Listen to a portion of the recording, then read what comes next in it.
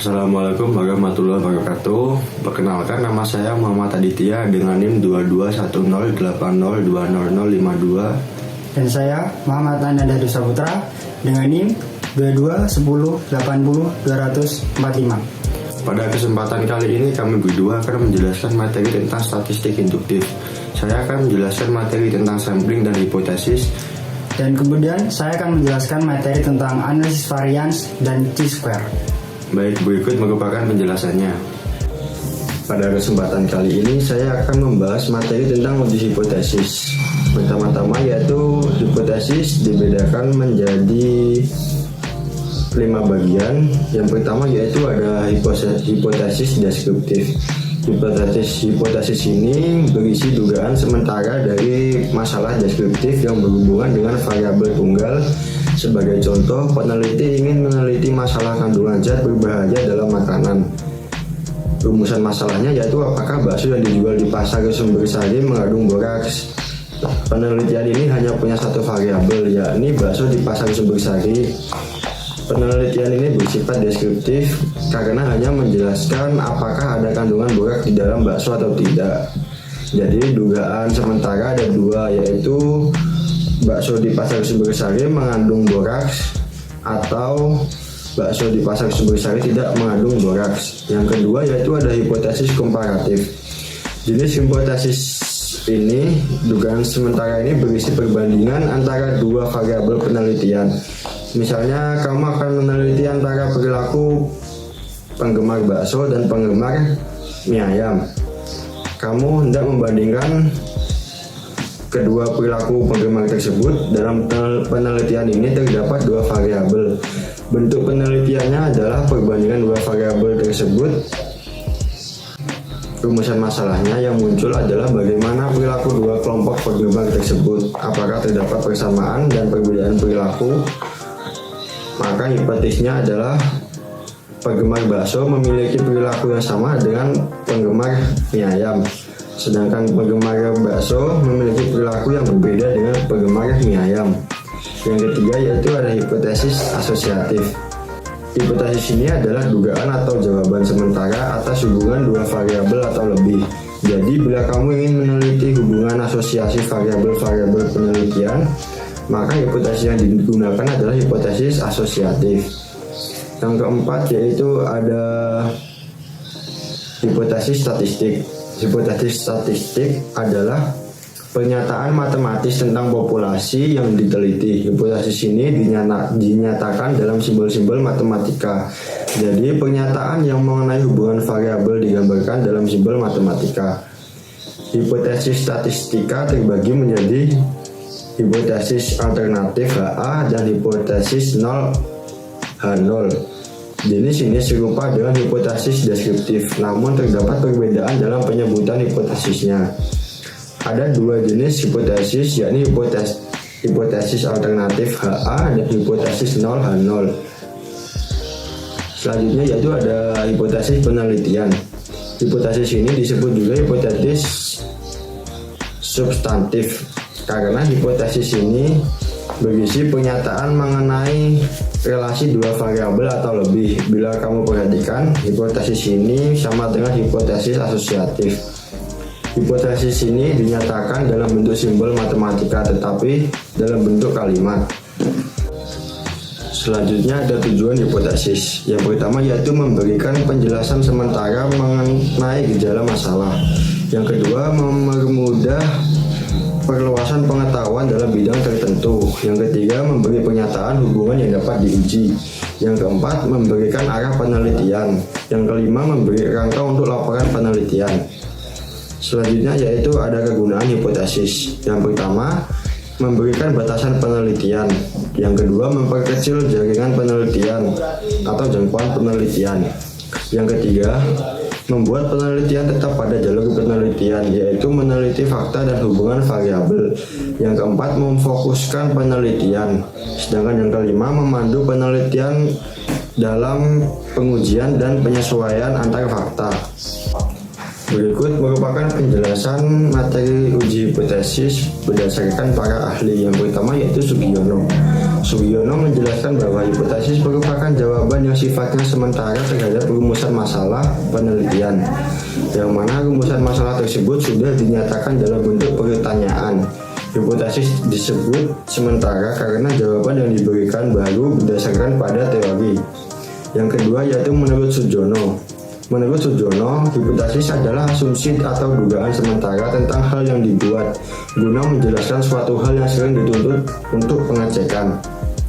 Yang ketiga yaitu ada Margono. Margono menjelaskan bahwa hipotesis berasal dari kata hipo dan tesis.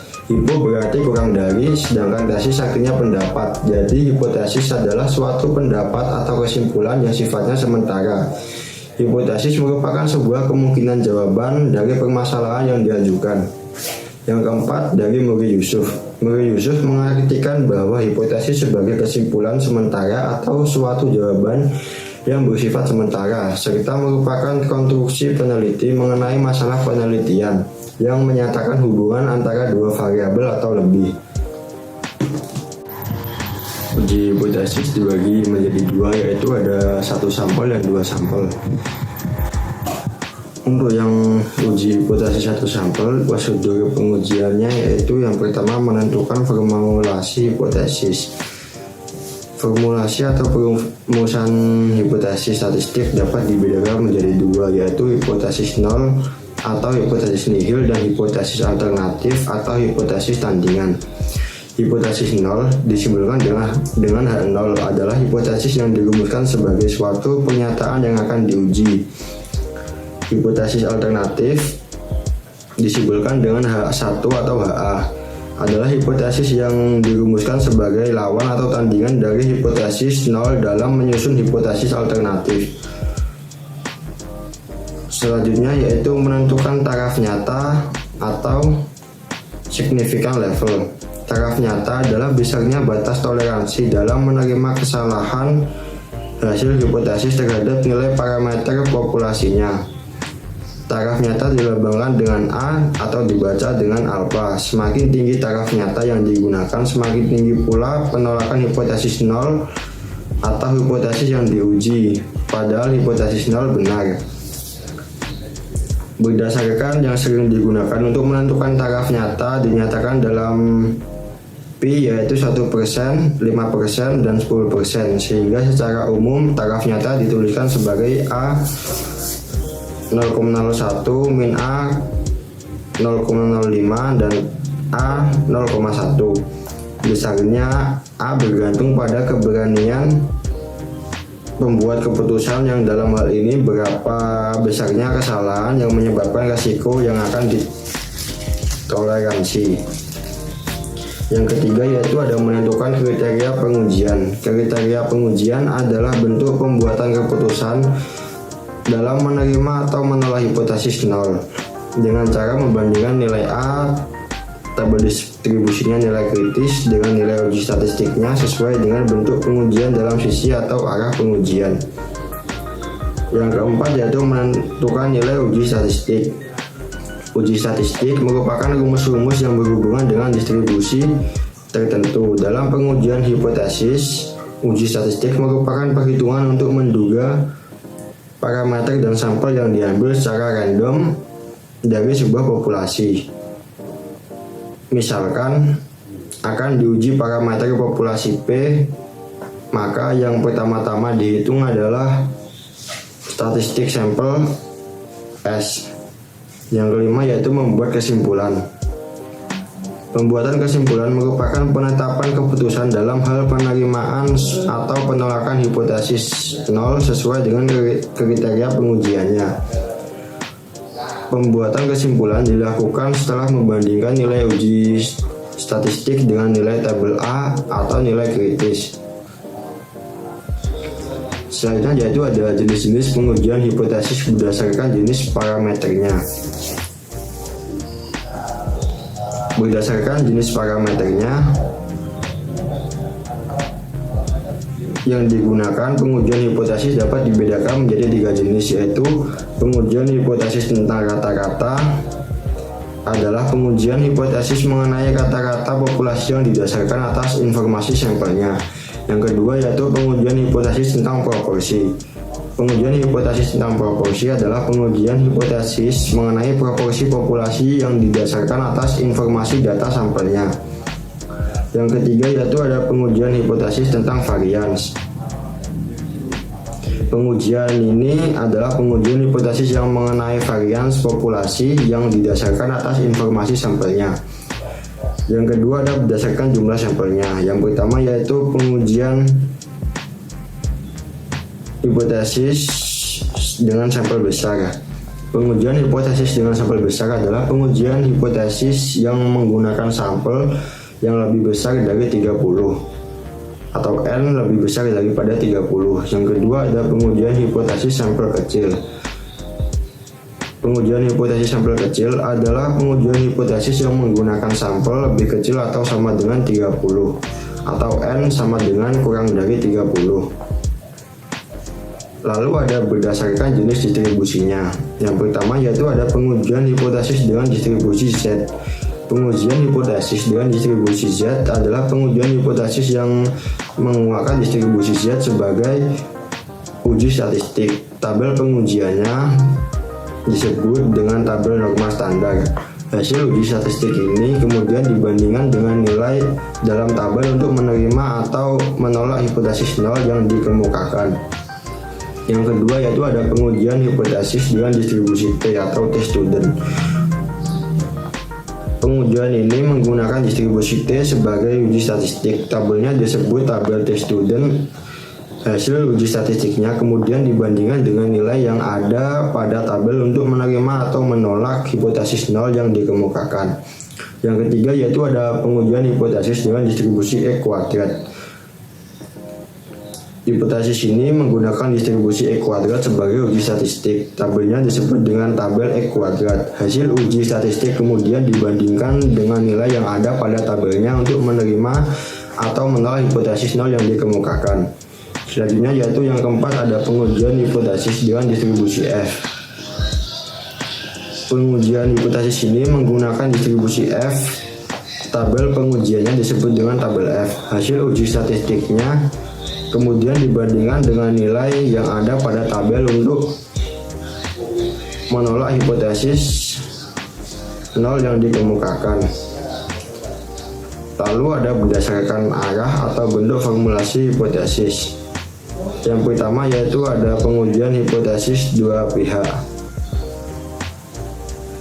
Pengujian hipotesis dua pihak ini adalah pengujian hipotesis di mana hipotesis nol atau H0 berbunyi sama dengan hipotesis alternatifnya atau H1 berbunyi tidak sama dengan. Yang kedua yaitu ada pengujian hipotesis pihak kiri. Pengujian hipotesis pihak kiri adalah pengujian hipotesis di mana hipotesis nol berbunyi sama dengan atau lebih besar atau sama dengan, dan hipotesis alternatifnya berbunyi lebih kecil atau lebih kecil atau sama dengan H0 atau H0 sama dengan lebih besar dan H1 lebih kecil atau H1 sama dengan lebih kecil. Yang ketiga yaitu ada pengujian hipotesis pihak kanan atau sisi kanan. Pengujian hipotesis pihak kanan adalah pengujian hipotesis di mana H0 berbunyi sama dengan atau lebih kecil atau sama dengan. Selanjutnya yaitu ada pengujian hipotesis dua sampel. Dijelaskan pada ini rumusnya yaitu adalah Z sama dengan P1 dikurangi P2 per PC dalam kurung 1 min PC kurung tutup per N1 ditambah PC kurung buka 1 min PC kurung tutup per N2. Dijelaskan di mana N1 adalah jumlah pengamatan dalam sampel pertama, N2 adalah jumlah pengamatan dalam sampel kedua, P1 proporsi dalam sampel pertama yang memiliki sifat tersebut, P2 adalah proporsi dalam sampel kedua yang memiliki sifat tersebut, dan PC adalah proporsi terkumpul yang memiliki sifat tersebut dalam gabungan sampel. Proporsi ini disebut dengan estimasi terkumpul dari proporsi populasi tersebut dan dihitung dengan rumus berikut. Proporsi terkumpul yaitu PC sama dengan X1 ditambah X2 per N1 plus N2. X1 adalah jumlah yang memiliki sifat tersebut dalam sampel pertama. X2 adalah jumlah yang memiliki sifat tersebut dalam sampel kedua. Selanjutnya yaitu ada uji hipotesis dua sampel terikat. Rumusnya yaitu uji T per pasangan. T sama dengan D per SD per N kuadrat. Terdapat N-1 derajat kebebasan dan D adalah rata-rata selisih antara pengamatan yang berpasangan. SD adalah standar deviasi dari selisih antara pengamatan yang berpasangan. N adalah jumlah pengamatan yang berpasangan. Apabila D diganti dengan X, rumusnya adalah T sama dengan P per SD atau N kuadrat. Yang ketiga yaitu ada membandingkan sampel terikat dan saling bebas. Terdapat dua jenis sampel, yaitu yang pertama sampel-sampel yang dikarakteristikkan oleh suatu pengukuran, dan yang kedua yaitu ada sampel-sampel yang dikarakterisasikan oleh pasangan pengamatan. Baiklah, tadi merupakan materi yang dapat kami sampaikan. Mohon maaf apabila ada kesalahan.